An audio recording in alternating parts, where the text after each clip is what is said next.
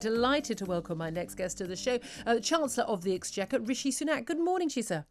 Good morning, Julia. Good morning. Well, you had your big speech at Party Conference, the virtual Tory conference yesterday. Today is the turn of the Prime Minister. In a couple of hours' time, he's going to be speaking, and he's going to announce that he wants the UK to be the Saudi Arabia of wind and focus on creating, he says, maybe hundreds of thousands, millions, he says, of jobs as part of the green industrial revolution. Is this really the way that we are going to repair our books and get the economy back on track?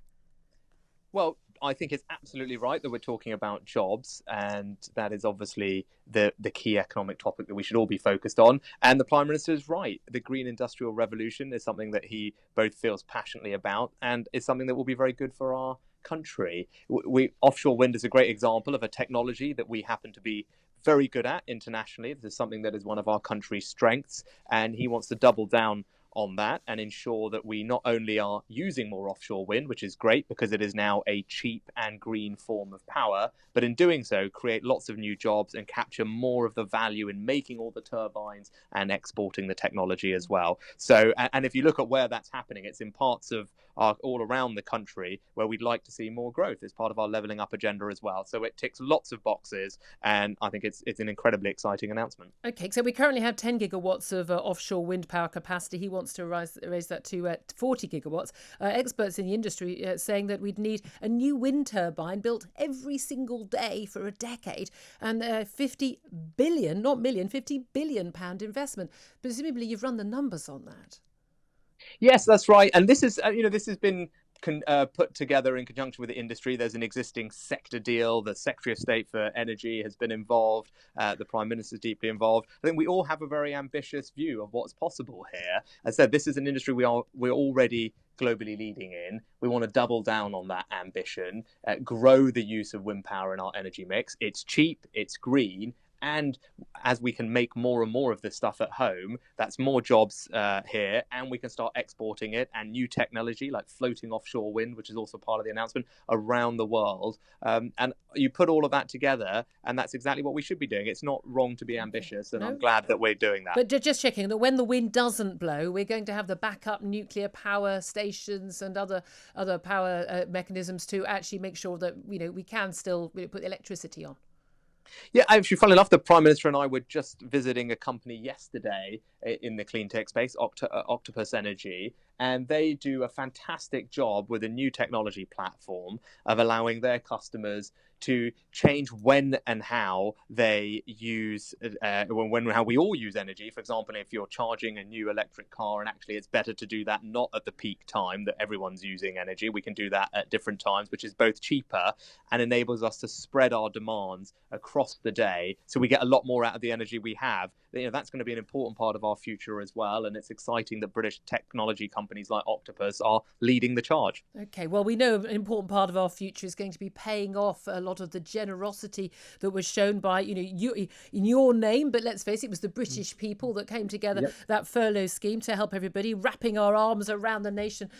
Some people missed out. We know there are a few million people who missed out, but vast numbers of people didn't under that furlough scheme. You warned yesterday in your speech of the sacred duty to balance the books for future generations. And you said, otherwise, what is the point of us, meaning the Conservative Party, and saying those hard choices are everywhere. What will those hard choices be? What sort of tax rises and or public service cuts will we actually have to see to make those hard choices? Yeah, I can't comment on future fiscal policy, Julia, so you should forgive me for that. But more broadly, what I'd say is the following. It's important that this year we acted in the way we did, which meant borrowing a lot to try and protect as many jobs as possible and protect as much of our economy as possible so that it could emerge on the other side of this. That's in our long run interests. But I think the other point, which is I think entirely most people would reasonably agree, we can't carry on borrowing at these record levels forever and a day. So once we get through this, we'll need to look at that and make sure that we have strong public finances. That's important for the simple reason I was only able to act in the way that I did with the scale and pace that we did because I inherited an incredibly strong economy and strong public finances after 10 years of conservative economic management. And it's because of all those decisions that were made that I was able to do what I did. And you know what? Difficult things like this, crises, come along every so often, and the government of the day needs to be in a position to respond like this. And that's why you've got to have strong public finances once you get through them. And is this why we understand from briefings in Cabinet have been arguing for us not to have a second lockdown, because actually the economic damage will be so great from a second lockdown that actually it's not a viable option? We understand that you and other senior members of the Cabinet have been trying to sort of push the government to be more perhaps opening up the economy rather than shutting it down. Your Eat Out to Help Out campaign, encouraging people back in the workplace.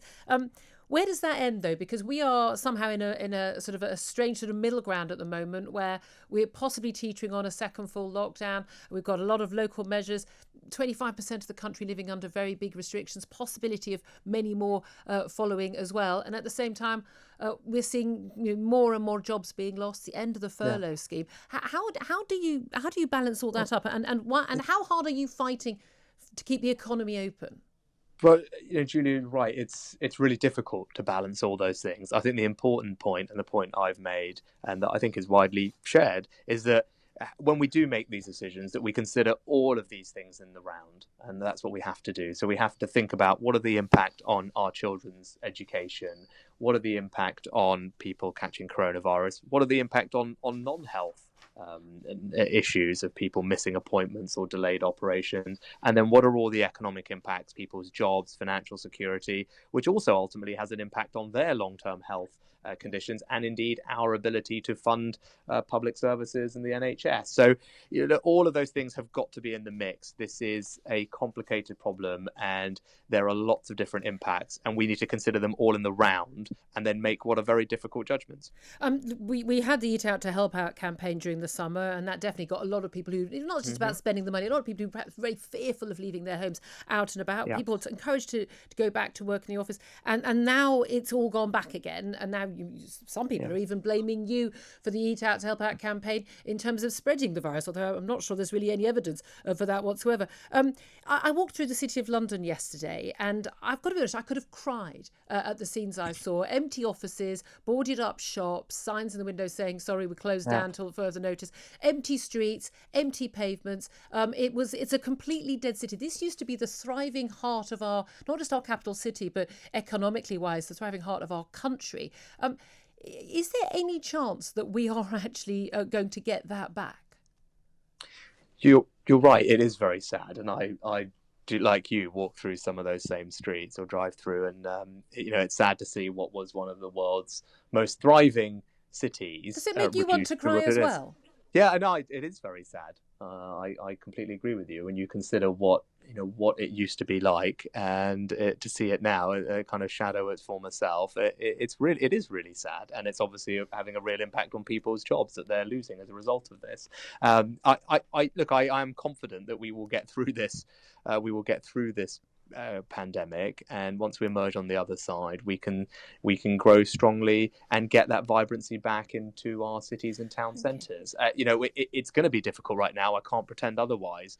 Right now, given the measures that we've had to put in place to suppress the spread of the virus, that is having all these impacts, and you're right to highlight them. But once we get through this, we need to look at what can we do to make sure our cities remain vibrant places. I think it's a good thing if people are in offices over time, especially for young people joining new teams, new workforces, for them to understand the culture of the organisations they're joining. That's much better happening in person. So I look forward to the day that we can get back to that and see our cities spring back to life, with people at the theatres, people going out for a meal, people going out for a drink after work.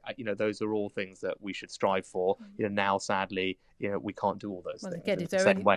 If there are any theatres left, or if the cinema's closing and the like. You used the phrase, once we get through this, a couple of times then. What does that mean? Because everything in the government's policy when we first went into lockdown back in March was about, we were trying to sort of, flatten the curve so we didn't overwhelm the NHS, protect the NHS, build up capacity. We did that. I think, magnificently. I was watching, from my spare bedroom doing my show, and was actually felt really proud of our country's efforts on that front. We're all out there clapping for the NHS, but we've done that. We are not seeing an exponential growth in terms of either infection rates or in terms of hospitalisations or deaths. And yet now the policy seems to be predicated on this phrase, defeating the virus, waiting till a vaccine comes.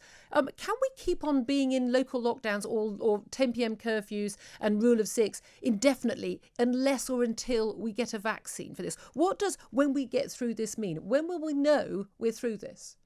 Well, look, the advice we have from our scientists is we'll be in a much stronger position in spring or in 6 months' time. That's why the Prime Minister talked about 6 months and difficult winter. Partly that's a function of the seasonality of respiratory illnesses, which tend to ramp up over the winter period. So we need to get through that. And I think the good news is our testing capacity is increasing all the time, which obviously helps. It's up 40 or 50% since the summer, up to 250,000 a day. We're going up to 500,000 capacity by the end of October. More testing helps us. And as you're right, with local lockdowns, that is a more targeted and nuanced approach, and that can, we can be even more targeted over time. And that, stops us having to do things to the whole country, which, as we, are pretty drastic actions. So, yeah. Everything's been predicated on this £12 billion test, track and trace system, the world-beating system that we left with 16,000 people whose test results weren't entered on the computer, 50,000 people needing to be contacted. We've not even contacted all of them yet who may have become in contact. This was all based on the fact that it was an Excel spreadsheet that was about 13 years old was being used. You're a money man, you're a numbers man. Would you use an Excel spreadsheet for this? Well, look, there are a lot of very more talented data scientists than I involved. Apparently not, with all due respect, Chancellor. Apparently not.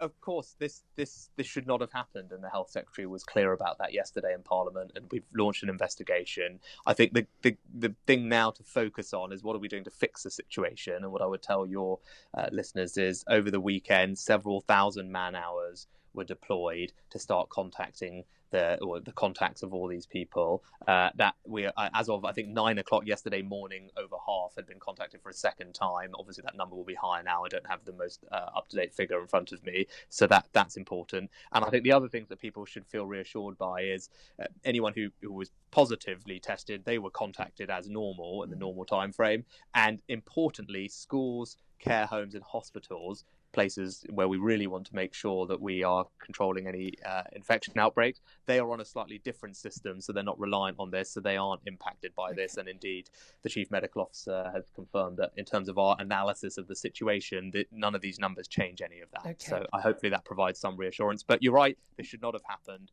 And we're working on fixing it as quickly as possible. Personally, I think a lot of us think heads should roll, but I know I've only got you for another minute or so. Final question. I'm not going to ask you, do you want to be Prime Minister? Every politician wants to be Prime Minister. We're not going to go there. I want to ask you, though, given your popularity ratings at the moment, Chancellor, sky high compared to the Prime Minister, when you meet with him, isn't it a bit awkward, having the elephant in the room, that you are far, far, far, far more popular than the man who's your boss?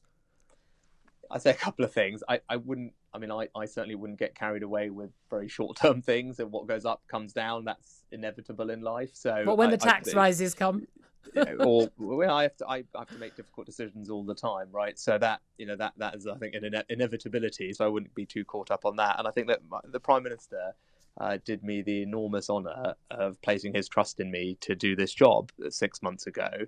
And I'm relatively, new to politics in that sense, and he trusted me to do this job at an important time. I'm very grateful to him, not just for that, but also for his friendship. We've had to go through a lot together over the past 6 months. I've nothing but admiration for the job he's doing, and I see up close the difficulties of making these awful decisions, trying to balance all these things. I certainly don't envy him that. I wouldn't wish it on anybody, and I'm very grateful that the country can benefit from his calm leadership, and that he can convey to all of us a sense of optimism that we will get through this, and we'll get through this together and emerge stronger on the other side. I, for one, take a lot of comfort from his leadership at this time. Chancellor of the Exchequer Rishi Sunak, thank you very much indeed for joining us.